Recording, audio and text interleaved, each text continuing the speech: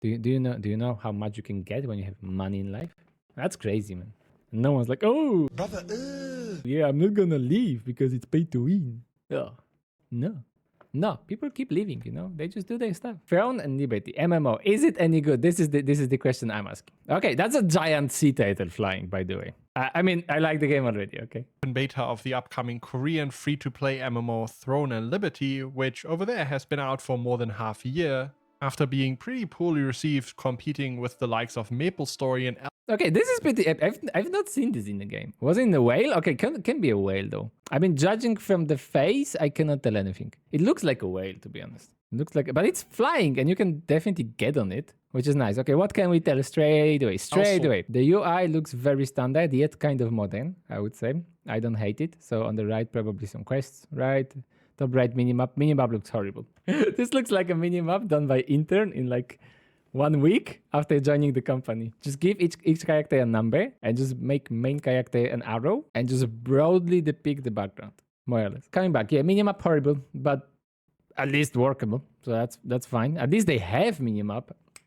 I'm looking at you, Diablo. How many skills can we use? 1, 2, 3, 4, 5, 6, 7, 8, 9, 10, 11, 12 skills. That's plenty. That's pretty much plenty. I think the standard for the genre is around 10. Newly released Tires Land had 7, which is kind of lame. And then you have some extra skills on the top. So 12 is pretty much to choose from. You know, you still need to learn rotations. You need to basically think about what you're getting and when you're pressing the buttons and not just press the buttons, which is nice. in the Korean PC bank charts. Despite that, I actually had quite a bit of fun playing the game animations up look good. until this point, just from what I was able to see in the beta. So we'll go over that in this video to help you decide whether you want to try this on launch or not. Because it's probably the most important aspect when it comes to games like this, I want to talk about the combat first. In Throne, yeah, if the combat looks anything like we've seen just a second ago, that's good, by the way, because I hate the new combat systems with like Black Desert and everything. When you move a lot, everything is like slashy, jumpy, and you can't actually escape the animations and you can't see what's happening, but in the end, nothing is really happening. And if you multiply it by 10 with 10 people rate, then you have no idea what people are doing and when. So, you know, you want like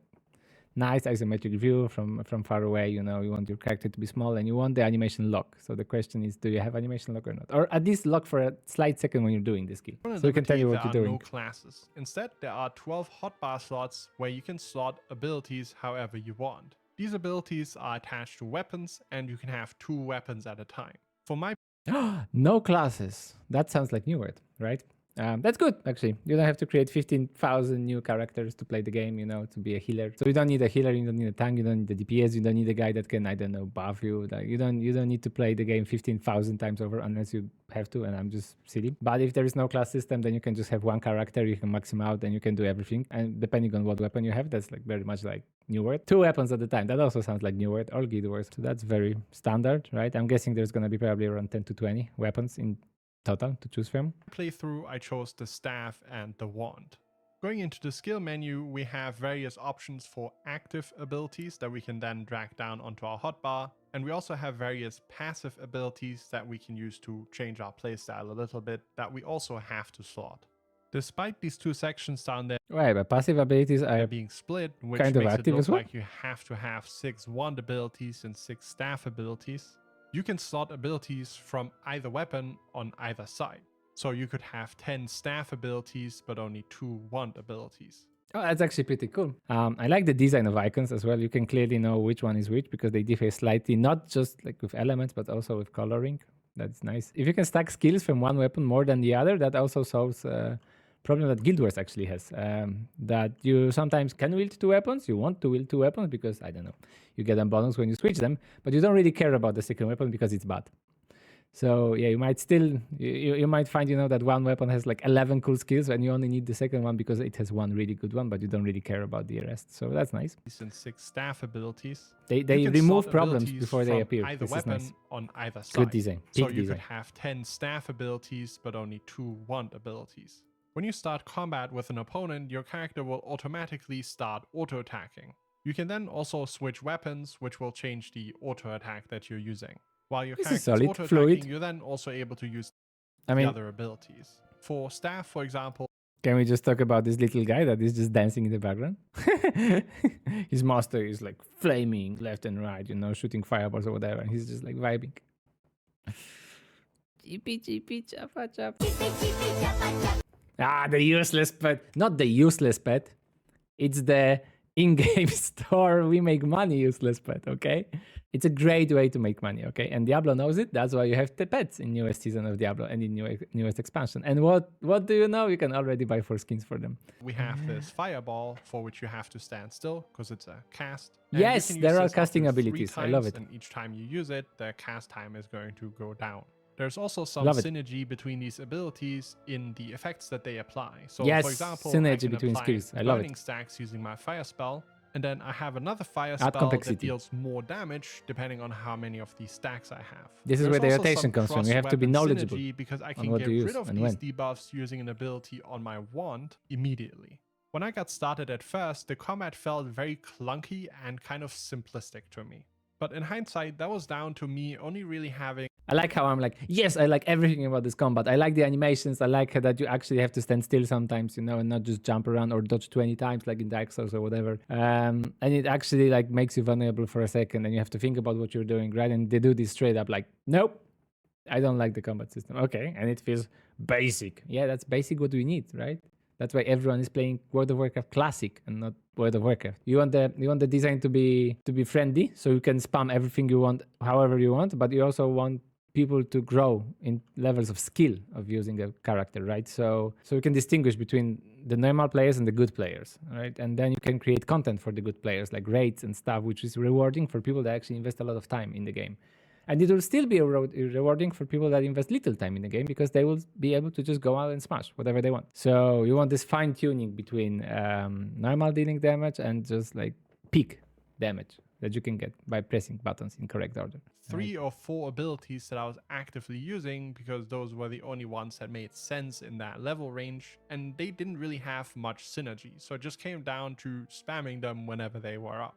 Later on, when I started unlocking more active and passive abilities, everything started to make sense a bit more and I unlocked more synergies. So for example, I unlocked the Frost spell as well as the Lightning spells, which actually synergize because the Lightning spells can deal AoE damage when enemies are frosted as the game. Yeah, so that good. It makes sense, right? The combat system is boring at first because you only have a couple of spells, right? But then you're gonna get better, or spells, or attacks, or whatever. Depends who you play. So obviously it's gonna be boring at first. I had occupied all of the hotbar slots with things that were actually useful to me, with the Wow, one mostly good for focused on debuffs, and the staff very much focused on dealing most of my damage. When you combine that with the timed defensive parry can we just that you appreciate have for 5 seconds that it's actually MMO ability, which you'll unlock later. Yeah, okay, I'm gonna interrupt him. Like, it's an MMO that, and this is the first point, which is very important. It actually released. This game is live. Not in Europe just yet. It's September, right? But it's live in Korea, so it happened.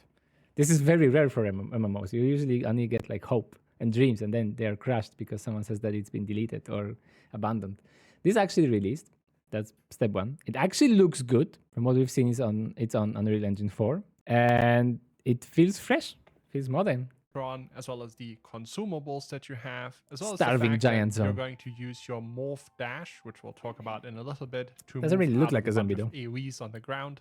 You do actually have 15, 16 active abilities, which is then pretty reasonable. So later on into the game, I would say active level abilities 30 is and reasonable. above, I was never really wanting for any additional buttons to press. I think this combat starts off very weak and then gets quite a bit better. I mean, 15 buttons is already a lot to press, no? Not the best MMO just imagine 15 buttons on the keyboard to press. In LoL you got 4. Let's keep going. Because historically, that's where most MMOs... Oh, fun fact. In Netherlands, you don't say G. No, you say G. Yeah. So if you want to say Volkswagen Golf, you say Volkswagen Golf. Yeah, that's an actual thing. Which is funny. Actually, they started development of this game sooner than they started development of Lost Ark, and they finished later. So I don't know what to think about it. Let's say it's more polished. So yeah, once again, would recommend. If this game ends up like Lost Ark, I would be very happy. Players. And I'm happy to report that overall Throne and Liberty does a really good job here. First off, there's the story. This is really nothing special. It doesn't take many risks, but I don't think anybody expected the Korean free-to-play MMO to shine in that regard. There wasn't a moment where I was falling asleep, but it also didn't have any fantastic moments. Overall, it just exists and it's okay. Where the game so the story is told is in the quest design. from trying to make No, little not sand exactly in movies, but in static or actually animated images, like very much like Guild Wars, which is okay. I enjoyed that. balls in the desert that, whenever they collide with opponents, disintegrate, to quests that creatively integrate the morph Look how smooth that was. they collide with opponents, disintegrate, to quests Look at the smoothness. You're a person. You're a human. You're jumping off a cliff. that creatively And then you turn into an integrate the eagle like morph that. system And then you can where fly. You turn into a creature that can either run really fast, glide, or swim, to dealing with a That is massive impressive. sandworm somewhere, I love to it. dealing with some demon. There are a bunch I of absolutely interesting love it. boss fights, a lot of instance content. Oh, you don't know. Okay, this is the most Lost Ark stuff I've ever seen in my life. Like in Lost Ark, half the quest are you turn into a tree, a sheep, a fish, and you have to, I don't know, escape the pond, or you turn into a flower and you need to pick other flowers so the trees don't eat you. You have very weird things in Lost Ark, okay? But this is amazing. Like I want this in my games. The quest design is I would something that vibe. the game really shines at, even in comparison to some paid MMOs out there. All of the kind of main story content is then also interrupted by decent gameplay encounters. There are the side quests that you can find all throughout the world that are equally creative for the most part. But then you also have something that I absolutely love, and that's Is the this secret like- dungeon. Oh, okay. That was a breach from ha- what was it called? Oh my goodness, this Korean TV show. You know, the one with uniforms, green uniforms. You know, where they had to jump, and if they fall, they. Something you that know. I absolutely love. And Oh, that's Squid the Games, yes, secret they get dungeons. uninstalled. These Yes. are completely optional, and they let you face off against a single opponent lose the game. alone. And if you complete it, you get a hefty reward of growth zones, which you need to upgrade. Okay, your there is some gear. good progression. I found that these were always There is- fairly there is stuff to do. challenging with the gear and spells that I had, being a player that's still learning the game. And they really forced me to use all of the consumables that I have, learn my spells, and really get the defensive spells down, because if you weren't doing that, there's no chance in hell you would beat these. So overall, a very nice diversion from the rest of the gameplay that felt very rewarding, and I really wish that more MMORPGs used these. On the other hand, you also have 3 leveling dungeons at level 20, 30, and 40 that Fine. were also very enjoyable, with the third one having a boss Oh, it's that like I would dungeon say with is people. kind of difficult for a level Leveling. I understood. Oh, I missed that part. So it's leveling dungeons. Oh, that's beautiful. So you can introduce, new players to difficult content, which is not so difficult, right? So introduce people to finding parties, to gathering proper groups, to fighting bigger enemies with some moves that you have to 30 dodge. boss in or think a about. dungeon like this, because it requires very beautiful. good teamwork. There was one mechanic where a player gets marked and they get hit with 3 fireballs that have to be soaked by Reaper-oo? their teammate. See, don't be that guy. He's toast. Now, one player can soak 1 fireball, except for the tank who can soak 2. And the other mechanic was one where you had to use these chains on the side of the arena simultaneously with 4 players to douse the boss in water, lest you be killed by a bunch of raid wides hitting you. So all This in is all, so cool. together with a bunch of party finder issues that still love it. existed in the beta that are hopefully going to be fixed in the main What is this language that the King Chimerus is speaking in? Is it the lion? game, killing this boss took me about 2 or 3 hours until I had a party that was competent Oh yes, rah rah rah rah rah rah rah rah rah rah. Beast of chaos. enough to kill this Makes boss sense. with me. However, this one was definitely an outlier, and the other There we go. dungeons were pretty easy. You got him. Outside of that, the game also has various open world See? events that Players. you can complete with other players, some of which were also pretty enjoyable. They're gonna One jump. time I teamed up with Oh, okay, is it a whale? Oh my god, it's actually flying in the game, and you can actually just land on him. a bunch of people. How are you gonna call the whale though? What makes sense for a name? We need a name for the whale for sure. Is it George? Is it George the whale? He looks like a George, to be honest. And we jumped on this giant floating whale that appears occasionally. That was really cool. Another time, it's as simple as killing a bunch of No worries. goblins for whatever they have and delivering the items. There are also world bosses, which you can challenge with other players. and Okay, also world bosses- world world bosses are just conflict nice mode that content, involves you know, some it's like sort chill. of PvP as well. You The do game's you role do a itself little isn't okay really okay with white bosses, they're not stressful. You just go there. There's a lot of people, they would probably do it without you, but you're helping out. But you still think like you're fighting someone powerful, and it's just nice experience. Nice to have them. I like it. Not too many, but it's nice to have them. And I assume as long as this game is running, they're gonna keep adding new stuff. What's there, I think, is very beautifully designed. Outside of a few areas in some of the later zones, namely the orc Agreed. camps, It's I very. enjoy Oh my goodness! Is this a flying? Is this a flying all deer? of the zones. And one thing I really I guarantee you 100,000,000%. These are gonna be sold in an in-game shop straight away. €10 for that one, maybe 20 even. But if that is the only thing that they're gonna be selling, I'm happy about it. liked was the verticaling hooks as well as the gliding features that you have, just making you think about the landscape you're traversing in ways that other MMOs don't. Now, before we talk about the monetization of the game, I want to talk about No, let's talk about the gearing for a monetization. moment and I just wanna talk how you about upgrade your character in general. Your gear is split into different tiers. You have green, blue, purple, and so on. Wow, there's green, blue, and purple items, and I bet there's like yellow ones, and they're called legendary. No, Inside of I've these never seen that concept before. Just guessing. tiers, you can then upgrade your gear using growth stones. But this is actually good. Like you want something familiar. Right? You don't want the game that is absolutely completely new, because then you're gonna be overwhelmed by a lot. And even look at this menu. Just look at this menu on the right. Look at how many things you can do. Just going over it and just understanding it will take you like an hour. Just like, okay, what is this? What is this? Like, okay, obviously, like you know what settings does, right? But what is a milestone? Like, what is leveling log? What is event calendar? How many events do we have? What is a secret dungeon? And what's the difference between a secret dungeon and a co-op dungeon? Are there any other dungeons? Like, okay, who are guardians? Amito, Morph, Mirror Boutique. Oh my goodness, do they sell mirrors? I don't know. So, for example, if I have an uncommon item, I can upgrade it up to level 6 using uncommon growth stones. These stones can be earned through various means in game. For example, the secret dungeons I mentioned. Okay, so one concern I have about games, and this is a very big diss at Lost Ark actually.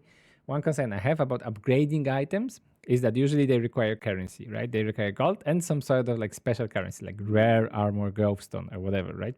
And the problem is it's usually limited in the game. You can get it in the game, but it's somehow limited. So you can get it from dungeons, let's say once per week or whatever.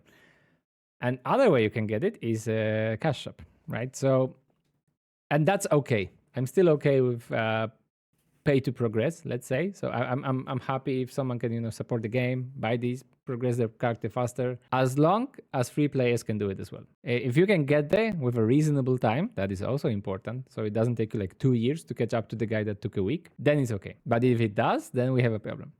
Earlier, but also doing some of the side quests, dailies, events.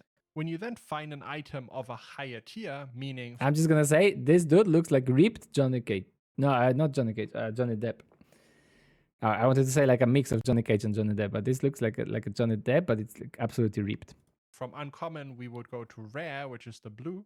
We can transfer some of the upgrades that we've made to the other item into our new item. Now, uncommon items can be very easily crafted by Doesn't have a using bed? these Yeah, because he's ripped, lithographs, it which just are recipes. fell off For from all of uncommon the items, you just need a general lithograph. injections So, for of example, muscles. if you want to craft an armor piece, you just need an armor lithograph. However, if you want to craft rare items and above, you'll need a specific lithograph for that specific gear piece. So Yes. you can't just go Yes, for the contract you need currency that to. Let's just skip. Yeah, there's a lot of things that you need to do to upgrade items. Yes, and all of them come from different sources. Basically, it means you have to play the game, which is good in the end. Okay, it gives you a purpose, it gives you a direction, it gives you a goal to achieve. you can then use on growth. Also, the balance here is very important, right? If it means you have to grind the game for 10 hours per day, every day for like 5 years to get what you want, that may be a little too much. Stones. So let's see. Basically just a Let's see how it is. time-gated gear grind that's going to take you quite a while of logging in and keeping you engaged with the game. The main Exactly. reason why you'd want to continue improving your gear in the end game is participating in the PvP and That's a really cool feature, by the way. This dude, he doesn't mention it at all, but it's a really cool feature that you can just hook onto something and just get to high ground. It's really nice. Probably you can use an animal or something to do that as well, but it's just nice. just being able to deal with all of the PvE encounters a little bit easier. I tried getting into some smaller scale PvP during the beta, and for the most part it was pretty enjoyable. We'll see how it turns out with the mass PvP whenever the game comes out. To me, it's just a question of whether this is going to be enough to keep most players interested in. I'm not gonna lie, I don't really care about PvP in MMOs. Like I know some people live for it. I know that they want to MMO to have a good PvP, and for that I would say go to New World probably because it was designed with that in mind. But yeah, I don't really care if I want PvP. I'm just gonna play League of Legends or some actual game that is designed to be PvP, unless it gives cool rewards. Then yeah. Endgame gear grind, or whether they need to keep adding more PvE content, because I can definitely see the appeal of mass PvP and some small scale event PvP wearing off very quick. But the PvP that I did try felt pretty fun for the 1 or 2 hours I was engaged with it. And this is the moment where I want to talk about the Yes, you can spend money on the game. Look at that. monetization And the 7 so I think it was for free. of the game a little bit now that we understand all of that. Ah, there you go. I told you that the birdies and everything. Oh, you can fly on the turtle. That's beautiful. And the cool shakun he had is like 600 pizzas. That's the currency they're using. They're using pizzas, okay? I'm guessing 1,000 pizzas is like 10 euros because that's the current standard, right? So if that's the case, then they're pretty cheap. But I'm afraid that might not be the case then. Things you'll notice in the store are that there is a level pass as well as a battle pass. The level pass will give you there's 2 various passes. rewards Oh, as you nice. level up. Love me some battle passes, you know? The more the better, okay? Just don't make it too many. If it's 1 or 2, it's manageable. If you put like 30, Thailand, then yeah, maybe no one cares. This, I would say, is definitely pay to win, but it is not as bad as it sounds in the first place because you can level up just fine without it. It's just an accelerated kind of character progression. And that's what I was saying. Like if it's just accelerated, then it's fine. If it would be worse, then it's worse. You can save yourself a bunch of side quests, which you'll want to do eventually anyways.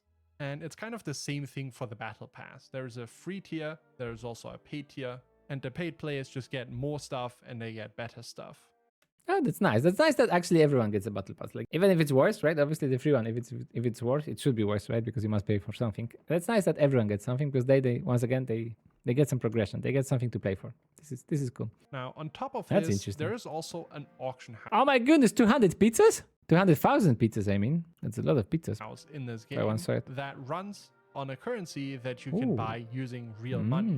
This Yes. in-game currency is called Lucent, and it's also the same one that is used in the in-game store. So in the in-game store, you can buy various costumes and also morphs for your characters, turning into different morphed animals, basically. But you can also take that to the auction house, and here is where the real pay-to-win Oh, yeah, that's a problem then. If an auction house actually operates on the premium currency that you buy for money and not on the in-game currency, that's shady business, okay? whaling will happen. Because remember all of the gear And I bet they're gonna take tax as well. So not only you have to buy the money, then you buy an item, but you actually lose some money along the way. pieces, Or actually not you lose, but the guy that sold it, he loses some of it. So it just disappears, so you need to buy more. all of the lithographs, all that stuff can be put up on the market board and sold for Lucent. So basically, you have gear being sold for real money. In return also means that players who find gear or lithographs that they don't need can put it up on the auction house and receive Lucent in return to buy things that they want, again, off the auction house, or I assume the in-game store. Yeah, they might change that. I Let's did see if they hear will. that they made the leveling pass as well as the battle pass. I wonder how bad it will be. Like, so we cannot buy items with just in-game currency. Then what is the in-game currency for? Just for upgrading stuff, right? Fine, I don't hate it. Like, I can still play the game and just get the stuff myself. I actually enjoy it more instead of buying it, so I don't care that much. But if someone has a lot of money, then obviously they can just accelerate themselves really fast, since you don't have to actually grind the game to get the money. In most games, you have to still grind the game. Even if you want to buy something, you have to grind the game to get the currency, right? To get the money. Or you can buy it, but then it's very, very expensive usually. But let's see. As intentionally a little bit less Let's see pay what to they have win still. for the Western audiences. But in my opinion, none of that matters as long as the auction house is a place where you can buy items using real money. In addition to that, you've also now created a world where bots are able to farm lithographs by killing some mobs over and over and putting them up on the market board to then sell for Lucent, which is then used in RMT. Which, by the way, was already being advertised in the chat during the beta 3 days in.